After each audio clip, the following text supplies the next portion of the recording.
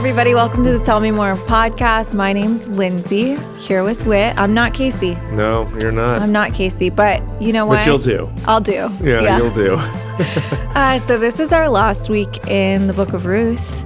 Not our last week as a church. We'll have one more weekend, but this episode is our last for Tell Me More. Sure. And I kind of thought, what if we call this episode Uncovering What Uncovering Boaz's Feet Means? Okay. I like it. I'm just joking. I'm joking.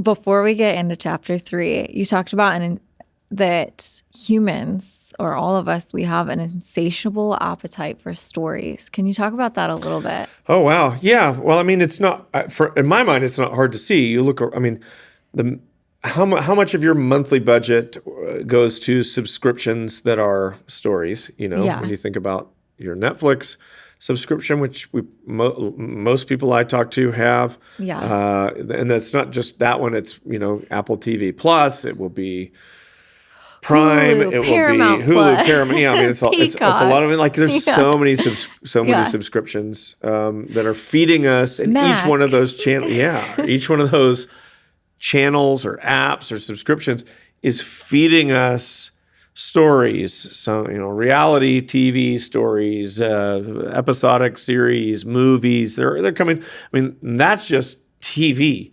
And then you have books and podcasts. Yeah. And it goes on and on. I don't think our appetite for stories is just purely driven by entertainment.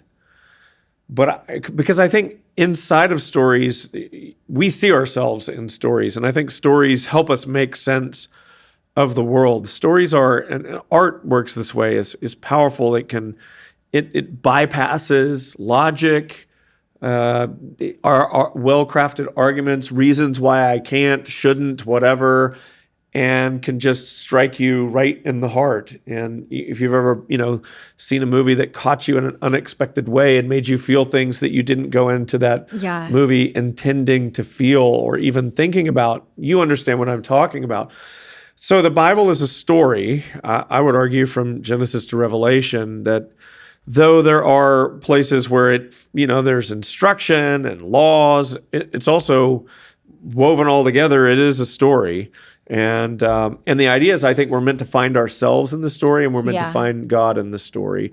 So that when you read it, it helps you. The reason that's important is because what you're going to do is finding yourself in the story is more than just going, oh, look, there I am, but more to say, where am I where am I living? What part of history, how do I put it? It's not just understanding the present history, but like what's been going on in the world for for a long time, and how do I fit into all of that? What is God doing? It enables you to kind of step back and get a broader perspective and go, oh, this is what's been happening in my life.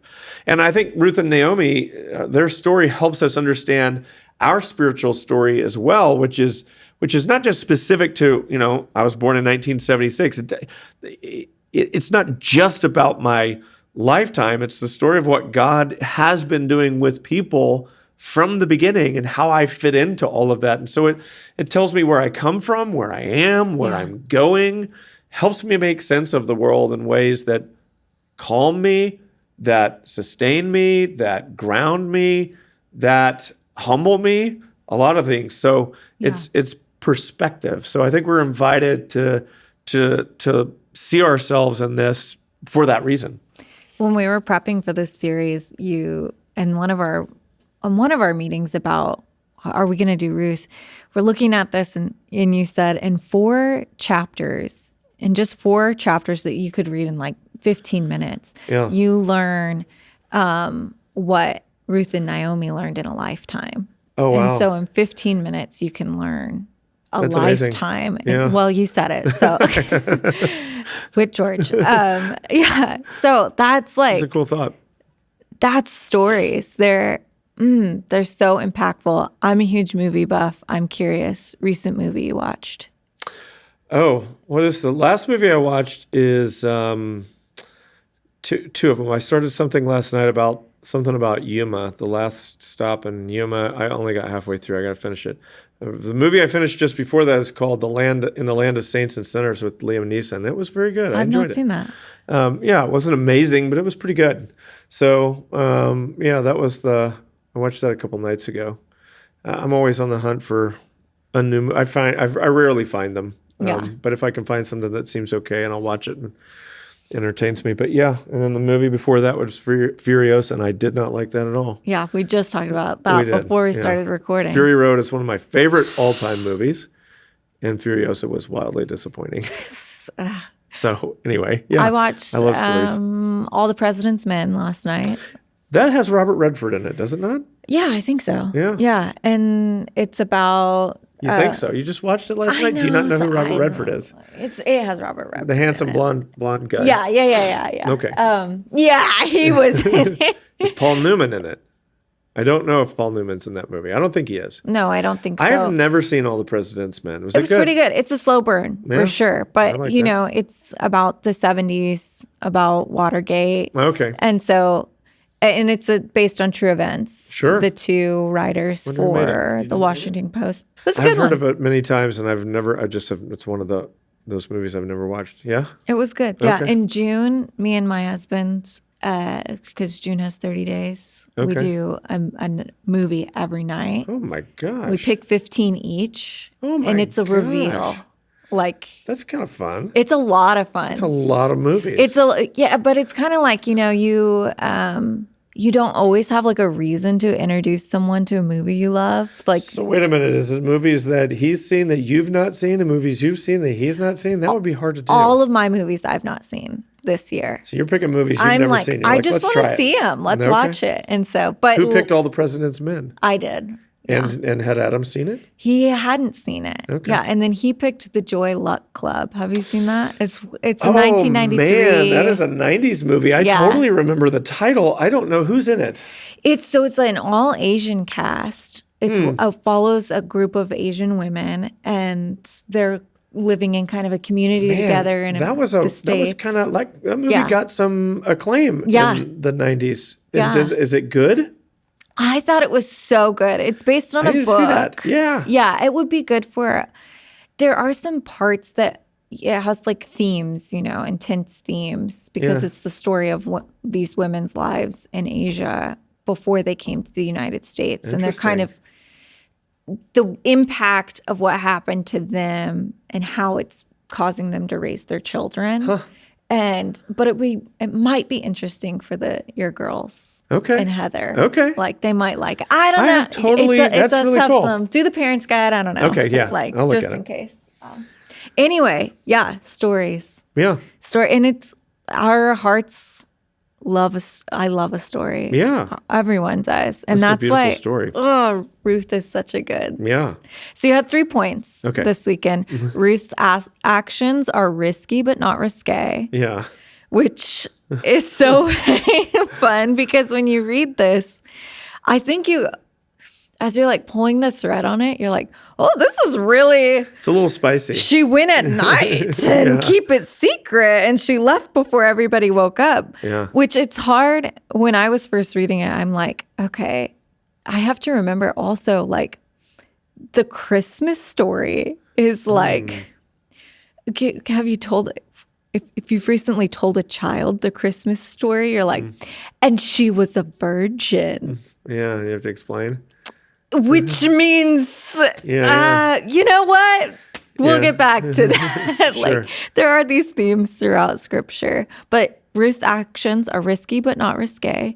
Ruth's new season begins at a threshing floor, which I can't wait to talk about. Okay. And then Ruth put her trust in Boaz because she knew his character. Let's talk risky but not risque. Yeah. I'm so curious what you read about this past week, because there's all kinds of uncovering the feet and going at night. And so, I mean, the first task is to figure out what is going on here. Yeah. I had read Ruth many times before this, never really paying a whole lot of attention to this story.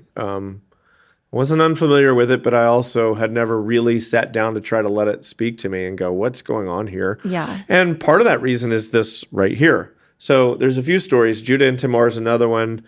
Lot and his daughters is another one. There's several stories in the Bible, especially Old Testament, that are deeply they're deeply impacted by their culture and time. Yeah. And if you don't understand the place, and I think this is it's hopefully it'll be illuminating to our audience that this world and the customs of this world could be so different for you that even what you perceive as black and white morality Right. could be upside down in another context. And it doesn't mean that everything is relative. I want to be real clear that I'm not making that point. I do believe in a universal morality, but I also think that how that gets expressed is so often culturally informed that we're biased towards our own preferences and ways of seeing things.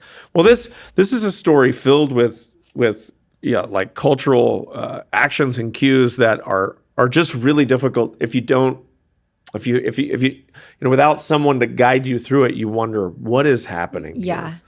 So there's particularly if we're just going to go through it in what happens in chapter 3. So Naomi says to Ruth, essentially, here's what you're going to do. And it's a plan. So, and we know it's a plan because she prefaces it by saying, hey, I want to take care of you. Here's what you're going to do. That's what it means. Should I not seek rest for you? Just means let me set you up. Let me help you out. So she says, here's what you're going to do. Wash and anoint yourself. Well, I mean, you didn't bathe every day in this culture, so this is a thing, right? Yeah. Let's get clean. Let's make sure we don't smell. Put on some perfume. She's preparing herself. Mm-hmm. And put on your cloak. Debate about what all that means. Specifically, is that your best clothes? Some translations translate it that. Best clothes. Does it really? What do you have, a NIV? NASB. Oh, an NASB? Yeah. Really? Interesting. I think it's Daniel Block who would say it's definitively not best clothes, but but we don't know exactly what cloak means. So there's some conjecture that maybe she's taking off her widow's cloak and putting on a different kind of that would like garb that would say I'm no longer I'm no longer grieving my dead husband. Kind of present yourself. Correct. Yeah. So he's pretty careful to make sure that what's not happening here is that she's trying to attract him or be but there's something of that because she's bathed and put on perfume, right? So and then do not make yourself known to the man, so don't approach until he's finished eating and drinking, and that's going to come up again. So when he lies down, observe the place where he lies, then go and uncover his feet and lie down, and he'll tell you what to do. So Ruth says, well, I'll do that. So then it explains what she does. So she does everything that her mother-in-law told her. And when Boaz had eaten and drunk, there's that. So his heart was merry. We get the idea. He went to lie down at the end of the heap of grain. And so remember, this is happening outside the town. Boaz probably has a home in Bethlehem, almost certainly. That's where he lives. The field is outside the town, and the threshing floor is outside the town. So he's staying the night away from home. Okay. He's by this heap of grain, and this is because you wouldn't want thieves or animals to get at all of your crop. This is your hard work. So you're protecting it. So he's sleeping out there. Now, what Daniel Block writes about is that apparently at this time, I need to go back and look at it. I don't know if he cited a source or if it's just a conjecture or what, or maybe there's another biblical reference to it. Honestly, I couldn't tell you. But that the idea is that prostitutes would go to men at the threshing floor at night, knowing they're away from home, lay down beside them, this type of thing, and they're waking, and there's a woman, and you could imagine. So there's the risk that Ruth's actions, at the very least, are going to be misinterpreted. Yeah. I think that's a big thing here. So, but she's waiting until he's his heart is merry, and then she comes and uncovers his feet and lays down. Yeah. So as a reader, you're meant to wonder, what is she doing? Yeah. What's about to happen here? And there's a few cues that are at play here that I think you're meant to kind of think about. One, there are definitely some double entendres in here. The word uncover, Do not make yourself known to the man. Well, Yeah. to know a man is to sleep with him, Yeah. right? So I don't think that's what, by the way, I don't think that's what Naomi is saying. I don't think Yeah. she's saying, hey, don't sleep with him until he's finished eating and drinking. That's not what, I'm not implying that. But I think that the author is certainly using words Yeah. that could mean double thing, that would call to mind. And I'm going to suggest a reason here in a little bit, but I think it's the best reason I can come up with for why I think he's doing this. It's one reason might be just honestly dramatic tension. Yeah. What's going to happen? Yeah. So we kind of get from the scene that there's an opportunity for something sexual to happen here. The words would communicate something sexual might be about to take place, or some seduction or something like this. And then finally, the story of Lot and his daughters. So this is really important. Yeah. So way back in Genesis, and I forget where it is. It might be like 19. I think I looked it up. I did look it up last week to verify. I think it's somewhere at the end of, that's Isaac. Yeah. Lot and his daughters. It's 19. So I won't read it, but you can find it there. It's the story of essentially, well, I will read it. Now Lot went up out of Zoar and lived in the hills with his 2 daughters. This is right after God had destroyed Sodom. Yeah. So for he was afraid to live in Zoar. So he's had a real bad experience in Sodom. And now he's like, I'm not going back into the city. So he's up living in the hills alone. And he lived in a cave with his 2 daughters, and his firstborn said to the younger, our father is old, and there's not a man on earth to come into us after the manner of all the earth. You can imagine. I hope, you get what she's talking about there, right? We're never gonna find husbands. We're never gonna have a child.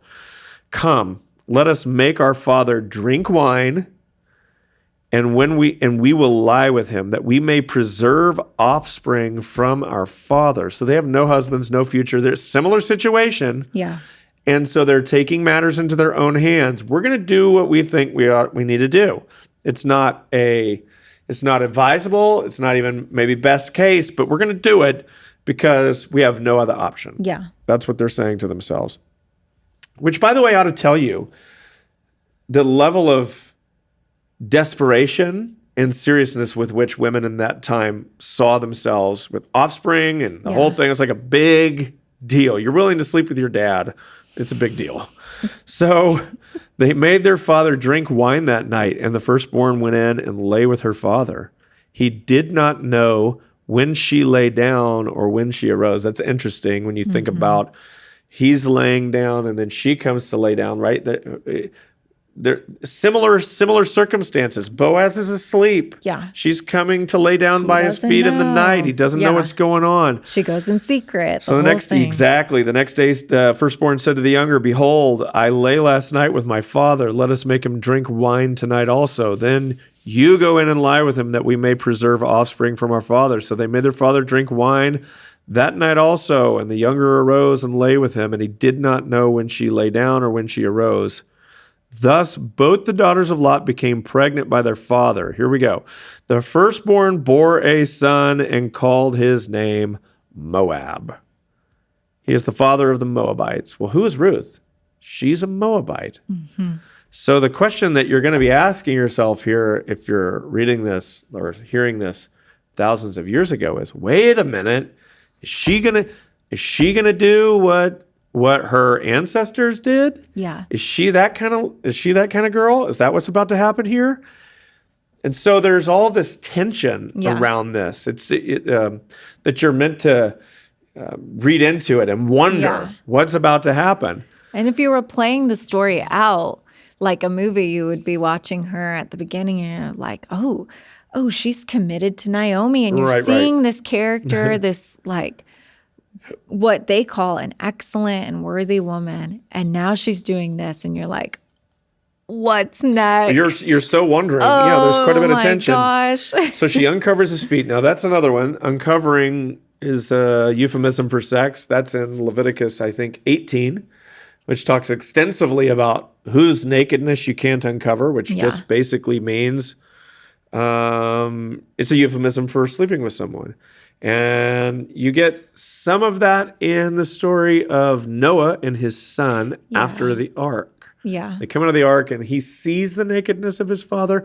And it may be that in some translations, I'm curious, what does look at yours. I don't know what it says. How does the NASB say it? It's Genesis, it'll be before 12. So it's going to be 10 maybe? No, 11's Tower of Babel, of course. Let's see here.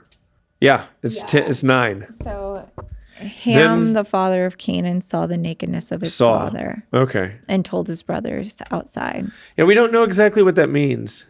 But again, it's a similar idea of seeing, uncovering someone, seeing someone in a state, whatever. So we're meant to, these are things that we're calling to mind as we're reading this, and we're wondering what's going to happen here. So now you can understand why her actions are risky. Now, you might wonder, well, are they risque? Like, is she coming to seduce Boaz? And the answer to that, I think, is undoubtedly no. That is not what's happening here. And I don't believe, there are some people that do, some commentators, and I think the best perspective on this is that it's clearly she is not here to seduce him. This is not a sexual encounter that's being described in kind of covert language. That's not what's happening here. She's making a marriage proposal to Boaz. And you can see that in her response. So when he wakes up from having his feet uncovered, because it's cold, it's drafty, whatever, he wakes up and realizes there's a woman at his feet. Don't miss that symbolic language. In the same way that if a young man is with a young woman in a crowd and all of a sudden gets down on one knee, we know exactly what's about to happen. Yeah. She's at his feet. I don't know exactly all that means, but I think there's no doubt there's something being communicated here by the positioning. I'm coming under you. So she shows up and says, I am Ruth, your servant.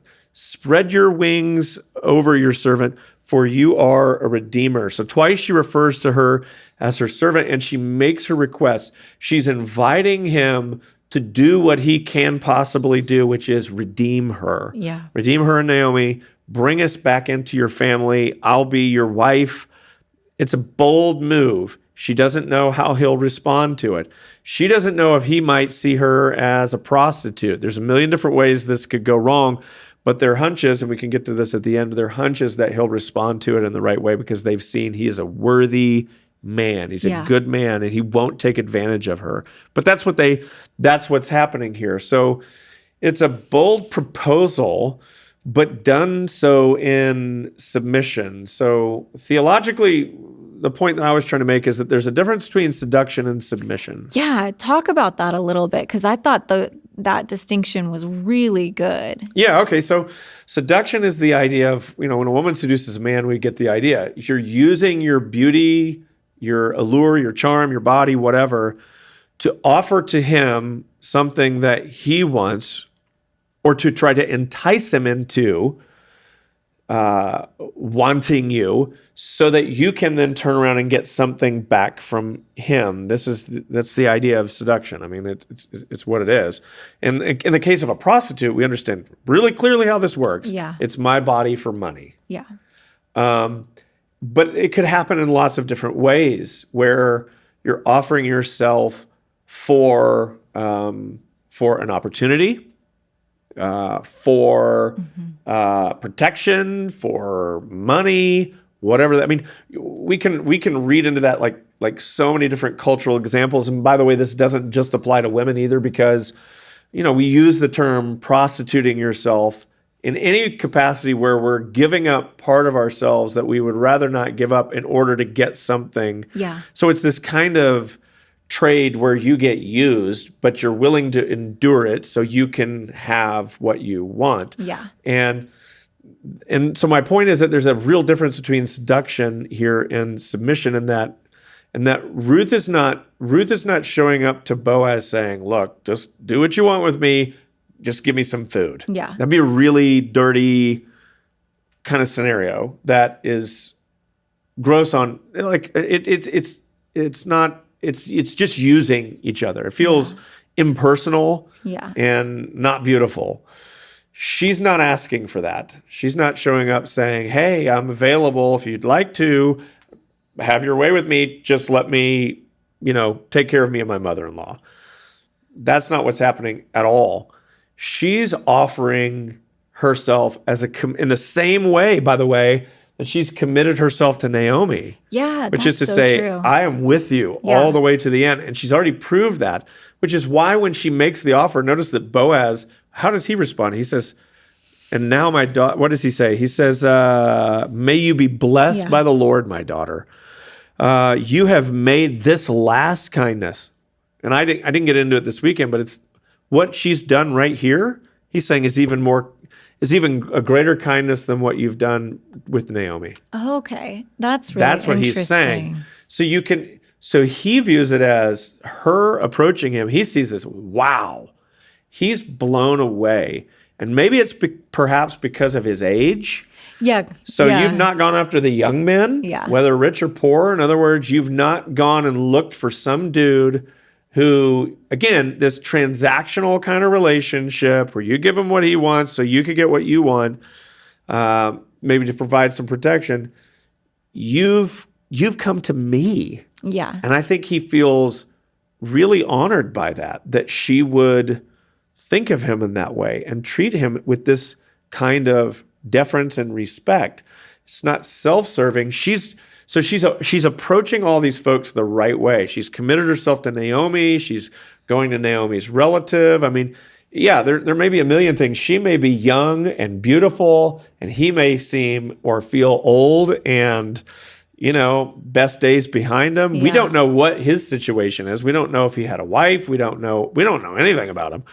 And but clearly he's honored by her request and proposal. So this is not someone saying, this is not some seedy transaction where it's just like each party is using the other for what they want. Yeah. But it's a real commitment. So she's saying, I will belong to you completely. Now, this is why I think potentially what the sexual overtones are meant to point to is the idea of because that's what sex is meant to be a picture of total vulnerability and commitment, or between two people who love one another and are committed to one another. Yeah. And so I think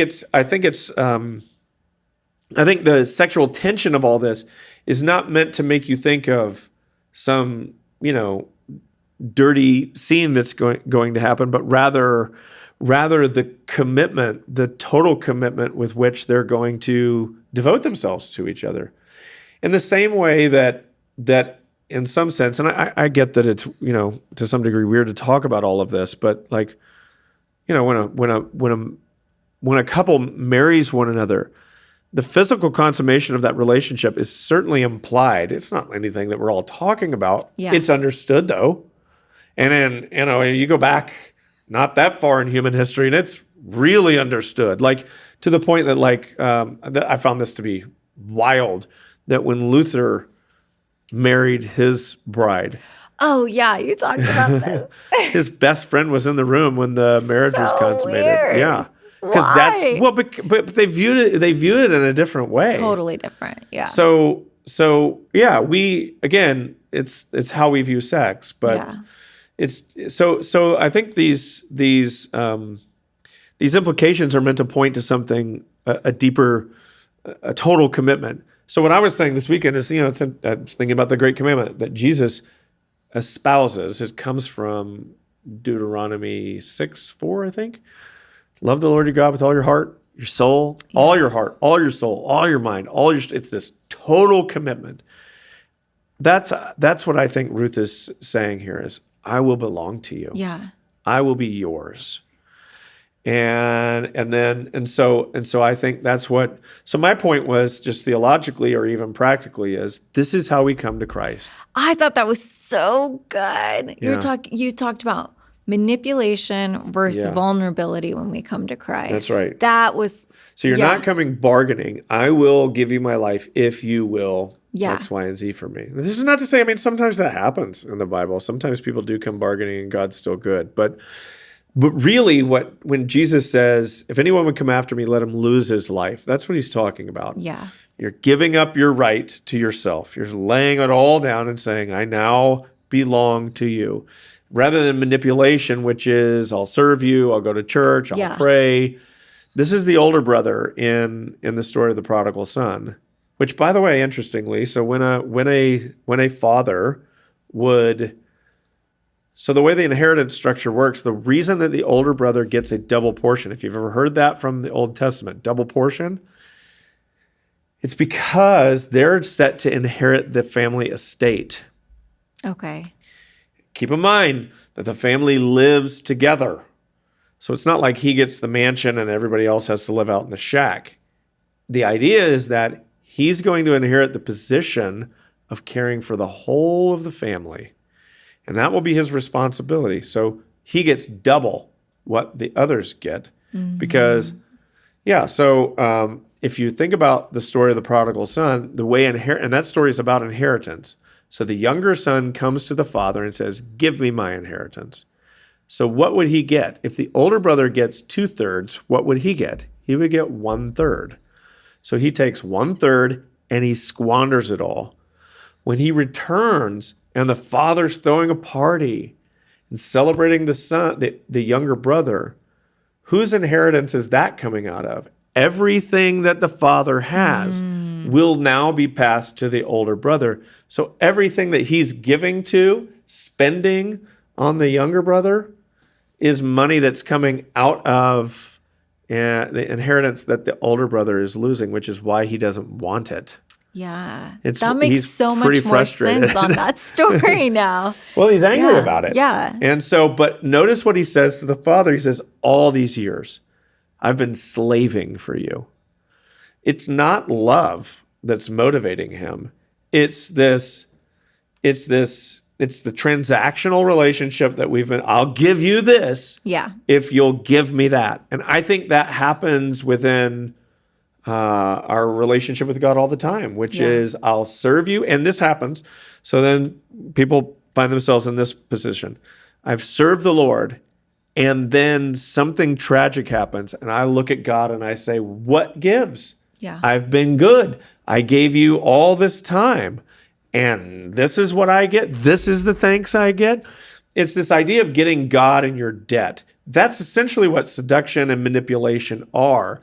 I'll give you something, but now you owe me. Yeah. Now you I have owe the me. upper hand. That's now. it. I have the upper hand. So when you come seducing, manipulating to the Lord or to any relationship, it's really just a way of maintaining control. I don't want to really trust you. Yeah. Because that's what it means to be vulnerable, is that you've lost your power. You've lost your position. You have no bargaining chips anymore. You're completely in their hands. Yeah. And that's what Ruth is doing. She's saying, I'm in your hands. Yeah. That's a picture of the gospel of how we're meant to come to Christ. That's what it means to surrender, to lose your life, is to give up your control and power and position and belong to Jesus. And all of this takes place at the threshing floor, which I thought that point about the threshing floor was so cool. That was Ethan's. It was really good. Okay, because tell us about what even is a threshing floor. What is this concept? Ethan was great. He sent me a text saying, don't miss where this takes place. It takes place at the threshing floor where the wheat is separated from the chaff. So the idea is, and that's which is a saying you hear all the time. Even still, especially within the church. I don't know what you're talking about. Well, because we don't live in an agrarian culture. Yeah. But you get the idea. If you have a wheat crop, you've harvested it. It's coming. It's just been cut. My knowledge of wheat and barley and all is very limited. So whatever it is, the grain is contained. Let's use corn for example. Okay. We're gonna have corn on the cob. That's gonna be easier for me. When you have corn on the cob, you have to remove all of that, and it can be a little bit labor intensive to get rid of all the covering that goes over the kernels of grain or corn that you're trying to get to, that you want to cook and eat. Barley, I think, probably worked the same way. Wheat works the same way. You got to remove some outer covering Okay. so that you can get to the grain that you need. That's going to be, what will be your, what's useful, what sustains life, what becomes food. So the winnowing or the threshing floor where they would winnow is basically a spot. It's kind of a flat place, apparently high. You want wind to blow through so that when my assumption is that you're tossing this stuff up in the air or whatever, and as the chaff is separated from the kernel of wheat, the chaff being light and meant to be discarded is meant to blow away. Okay. So that the heavier wheat, barley, whatever grain would fall to the ground, and that would be the part that you would keep. And so, however that works, I couldn't tell you what the action of that is, but it's work. Yeah. It's hard work. Yeah. Maybe it's days. I don't know. But you're up there winnowing this wheat to try to get to the grain. So, yeah, the point being, I thought Ethan had a great point, which is don't miss where this is happening, that Ruth's new season begins at a threshing floor. So to liken this to our relationship with the Lord, it is... Don't miss that the new season in her life, hope, new possibility, also new provision, all happens at a threshing floor where wheat is separated from chaff, where the things that need to be removed are removed so that the things that need to remain can remain. Yeah. And so immediately that calls to mind a lot of different verses. You could look at Ephesians 5, where Paul talks about put off the old self, put on the new. You could talk about Psalm 1, blessed is the man who walks not in the counsel of the ungodly, stands in the way of sinners, sits in the seat of the scoffer, but his delight, right? So the first thing is removal. And the second thing is embrace. Yeah. Hebrews 12 is really where I ended up going on Sunday. I changed my sermon from Saturday to Sunday a little bit, but yeah, the idea is Hebrews 12 is maybe the clearest example. Therefore, since we are surrounded by so great a cloud of witnesses, let us lay aside every weight and sin that so easily besets or entangles. Yeah. The idea is, and run with endurance the race set for us. The idea is that if you're going to run unencumbered, you've got to rid yourself of the garments of the things that you're carrying, that are holding you back. You might want to train for, if you were in a training situation, you might say, I'm going to wear a heavy backpack while I'm running because I want to get stronger. But if you're just trying to go as fast as you can, you would never do that. Yeah. When I said this weekend, you're not running a race in ski boots. You're not wearing your heaviest winter clothing to go as fast as you can. You recognize that, in order to go quick, you need to remove all that stuff, which is why runners wear very little so that they can move as freely as possible. So it's this really beautiful idea that as God is going to be making you into someone new, or even setting you up to pursue what you were created to pursue, it's going to mean leaving behind. And this is it's the principle of focus, is that in order to focus on one thing, it means that the things in my peripheral vision have to sort of fade into the background. You just can't focus on everything.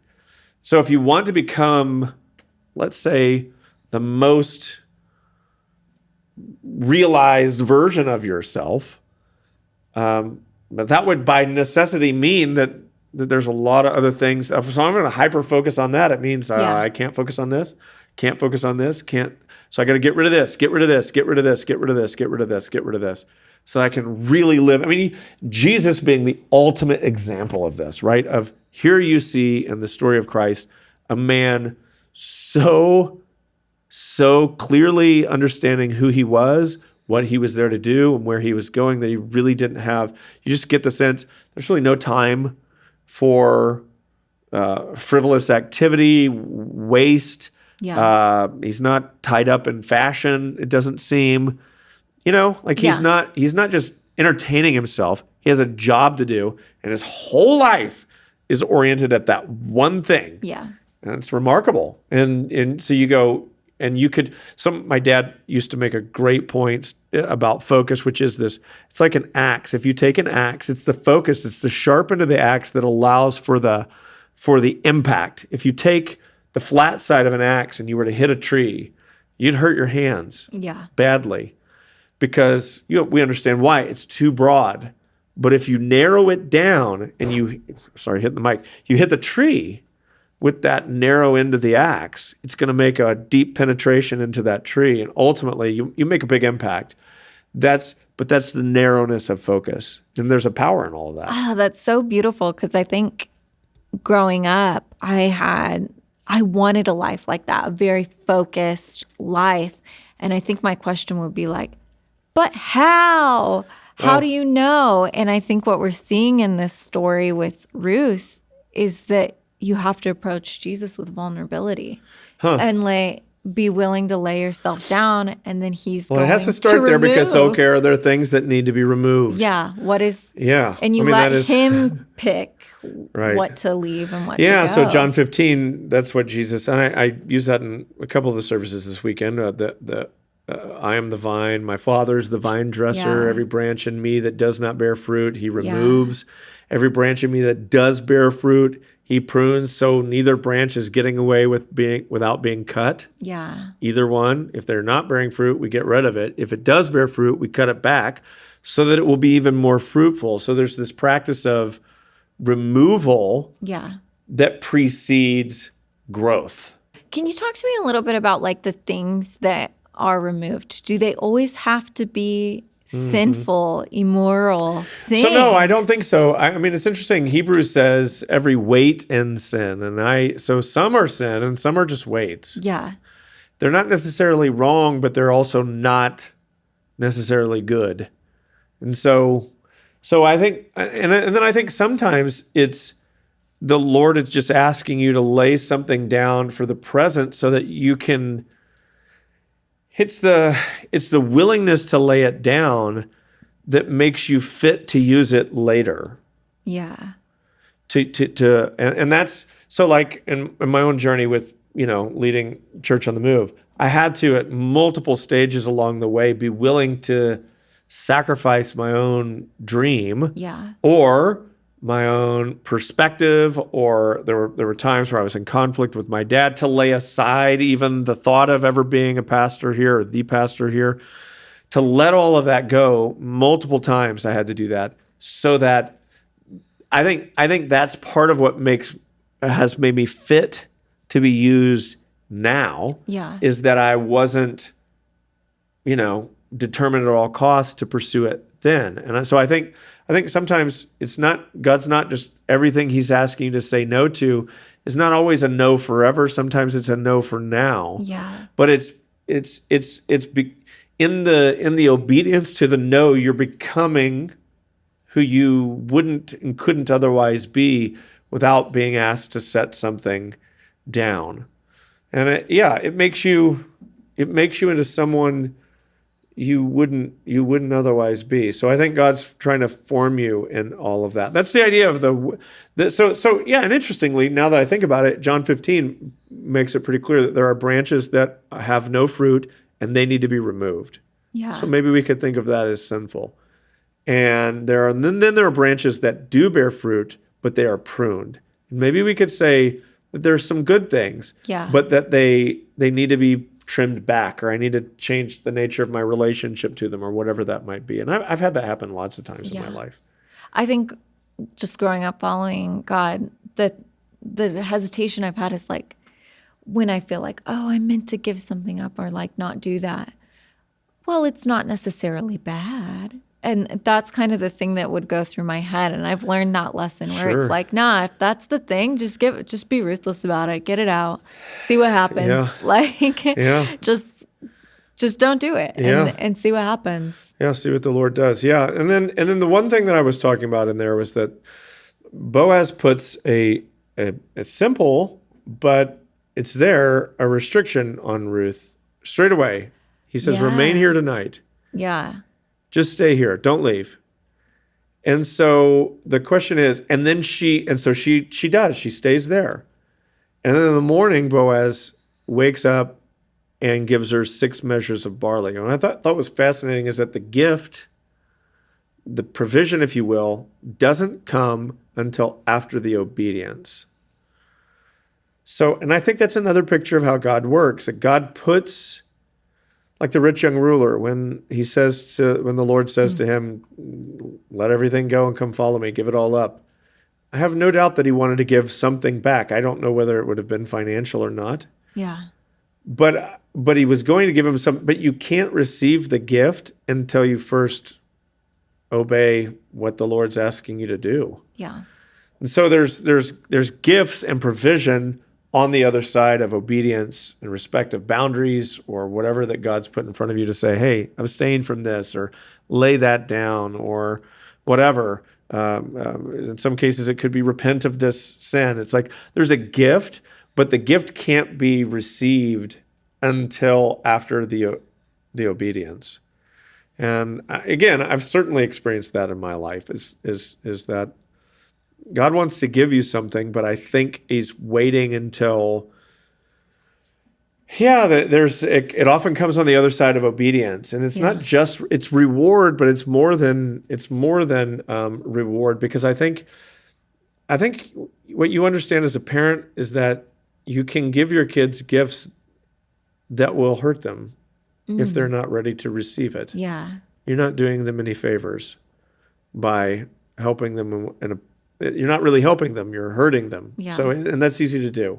Yeah. So anyway, I think God is waiting for you to become the kind of person he could entrust this gift to. Yeah. And that will usually come on the other side of a negative obedience, meaning don't do this, let that go, say no to this, confess that. Yeah. Usually looks like that.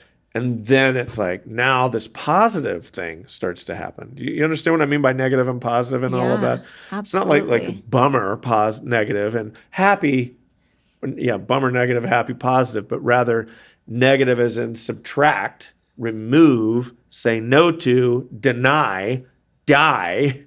Yeah. Positive, add, life, new, all of that type of thing. Yeah. And so the last point, Ruth does all this. She puts her trust in Boaz because she knows his character. Yeah, I think that Naomi and Ruth know who they're dealing with. I think they've taken a calculated risk. Yeah. Because they've seen Boaz's, so that's where I think chapter 2 is really important. Yeah. It doesn't just move from chapter 1. They come back at the harvest, and there was a man named Boaz, and Naomi says to Ruth, go to him at night. It doesn't work like that. Yeah. We get all of chapter 2 where he notices her, cares for her, blesses her, all this stuff where you get to see this is a good guy. Yeah. And they are seeing, there must have been some point in the story where they got to see this is a good guy. And so they were banking on his character. So what I'm saying is rightfully you would ask the question, if you're saying to yourself, okay, so this is what this is what Christianity is full vulnerability, trusting giving up my rights, my perspective, all of this. It's like, that's a really big ask. And it is. So I think the natural question is, how do I know I won't be taken advantage of? Yeah. And I think that's what Ruth had to be asking. How would I know I'm not going to be taken advantage of? And there came a point where they just knew. Yeah. He will be good to me. Because Boaz, it says in Ruth 2:1, he was a worthy man. So what I was saying this weekend is, it makes me think, there's a couple different places that made me think about Jesus. This was one of them. Yeah. Where the worthy man, it made me think of Revelation 5. Who is worthy to open the scrolls, to break the seals? It's the idea of who is worthy to administer justice. Yeah. That's what's happening in Revelation 5. There's a scroll that contains judgment on the world, and somebody needs to bring some judgment. You might go, I don't want judgment. Who wants that? That sounds terrible. But actually, it's what we do want, because when we look around at a broken world and you go, this person's been stealing, and this person's been hiding and covering it up, and this person's been oppressing and abusing, what we're essentially saying is we want a world where that stuff doesn't happen anymore. We want somebody to come and sort out all the mess. It's the Yeah. the whole drain the swamp cry, or the desire for the ending of corruption with, Yeah. let's say big pharma. I mean, there's a million things that we could talk about, right? Yeah. That we're all like, there's all these greedy people behind the scenes, all of this stuff. Is anyone going to do something about it? Can anyone do Yeah. something about it? Is there anyone who sort of interestingly exists? We're outside the system, Are they outside actually the able? government, outside that isn't influenced by lobby. You can see this all in political rhetoric. It's like, Definitely. I'm not taking donations from so-and-so and all Yeah. this. But it really doesn't matter who comes forward. I mean, it really doesn't. It's interesting. Me as a sort of how would I put this, politically homeless. I'm just who can do something good. Let's get behind them. Yeah. And so. But when anyone that comes forward, it's interesting. There's always this just line of people showing up to say, well, actually, when they ran their company, it was not good. Yeah. And or his family doesn't even like him. Yeah. Or there's a million different ways that essentially, or he's a crook. They got ties to this organization, or he was on a plane with Jeffrey Epstein. Like, it's a million things. I mean, these are all like real life, present issues, and I'm not even trying to attach names to any of this because, quite frankly, I don't spend a lot of time listening to any of that or hearing it, trying to think a whole lot about it. I'm aware of it to some degree, obviously, but I'm not obsessed with that type of stuff. So anyway. Point being is that everyone is just corrupted in some way. Yeah. And so no matter who we put forward, it seems that there's a large contingent of our population that's like, no, not them. They're no good. Yeah. And so essentially what we're dealing with is this worthiness issue. We cannot agree on who actually is worthy. There's no one who has that kind of purity about them in order to justly judge and execute judgment and make things right. That's the tension of Revelation 5. And so when John starts weeping, it's because there's no hope. Yeah. If you could imagine, like I said, the world that we live in, what if it just never gets better than this? What if this is just what we have? Yeah. And it's a pretty lousy prospect. It's a lousy future. I'm not excited about that, thrilled about that. But the idea of Revelation 5 is that the Lion of the tribe of Judah, the root of David, has conquered, and then later it talks about him being worthy. So my point was just that we're all ultimately looking for someone worthy to put our confidence into for the future. Yeah. Because I don't know about you, but I don't feel qualified to make the world right. I don't even have that power. No one's offered it to me. But there is one coming who is qualified and can. He's that worthy man that now we can devote our hope to, our future to, our dreams to. If we could trust him to judge the world, maybe we could trust him to administer or to administrate our lives. Yeah. That's the idea. And there's this great line in here. I didn't get into it most of the services, but I did like it, where Naomi tells Ruth, when you wake up, he'll tell you what to do in the morning. Or whenever you approach him, you just go lay down by him. And it was interesting. What I love about it is her plan could only get so far. Yeah. Uncover the feet, lay down. He'll tell you what to do next. Yeah. I think that's fascinating. Like, there's really not much more to the plan other than that. Just do whatever he tells you to do. Yeah. And Just it reminded me, get near him and do what he tells you to do. And it reminds me of John chapter 2 when Jesus is at a wedding and they run out of wine. And his mother, they're freaking out. What are we going to do? And his mother says to the servants, get with my son. Yeah. Whatever he tells you to do, just do it. She doesn't know how it's going to work out. She has no idea what he's going to tell them. But it's just a sense that whatever he says will be good. Yeah. Just do that. And so that's what we're doing with Christ. We're just entrusting ourselves to him. Full submission, vulnerability. I belong to you. And I think if we can follow Naomi's instructions, which is, whatever he tells you to do, just do it. Yeah. It'll be for your good. And it says that's what Ruth did. And should Ruth go to just anybody like this to be vulnerable? Oh, Lord, No. Yeah, of course. But she knew his character. Yeah. She saw the way he interacted with the people close to him, Yeah. how he interacted with her. And that's so true for us and Jesus. You can see the way he has treated the people close to him and cared for them. Well, I think when you read the Bible, kind of circling back to where we began, I think that Jesus is who you're looking for. When you read Boaz, it's not just like, man, what a great guy. Yeah. But let him remind you of Jesus, the best of who he is. He's not Jesus. This is not like Jesus reincarnated through history all over the place. But that these stories, the idea is that it's like it's like breadcrumbs. Yeah. So that when Jesus finally did show up, God's people were meant to go, this is him. Yeah. It's him. He's finally here. That's the idea. Like when you read David, you're meant to, David and Goliath is not, I'm not going to say you cannot take anything out of it. Like, here's how I defeat my giants. Yeah. But maybe the better way to look at it is that there's one man who fights on behalf of the people to win a battle for them. Because if you don't remember in the story of David and Goliath, if David loses, then the deal was they all become slaves to Goliath. And so when David wins, he wins a battle not just for himself, but on behalf of the people. He's Jesus in that moment. Yeah. It's a picture of what Jesus has done. That's who Boaz is. And Ruth is us. And so when you read, if you're a listener to this podcast, I would encourage you read Ephesians 2 this week when it talks about foreigners and strangers to the covenants of promise, having no hope, without hope and without God in the world. Think about Ruth. Think about Ephesians 2 and go, oh, wow. Like it's saying the same thing. Christ bought us back. That's the idea. He's the Redeemer. He's the better Boaz. Is there anything you want to say about chapter 4? We won't be back. Okay. So, yes, I will.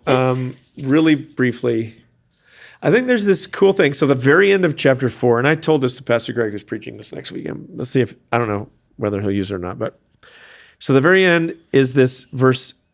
Actually, let's look at 16. Actually, no. Let's start at 14. I think it's fascinating. Yeah. Then the women said, so Ruth and Boaz actually, let's start at 13. Okay.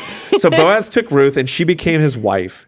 And he went into her and the Lord gave her conception. That's the only action I think that the Lord is attributed to the Lord. Yeah. So the whole of the book is pretty much unsupernatural. There's nothing, and yet God is working the whole time. Yeah. We can see it, and we're going to see here. So she bore a son, and the women said not to Ruth, but to Naomi, "Behold, blessed be the Lord who has not left you this day without a redeemer, and may his name be renowned in Israel.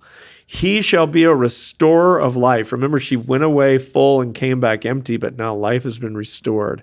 "He shall be to you a restorer of life and a nourisher of your old age, for your daughter-in-law, who loves you, who is more to you than 7 sons, has given birth to him." Then Naomi took the child. There's no more mention of Ruth. Yeah.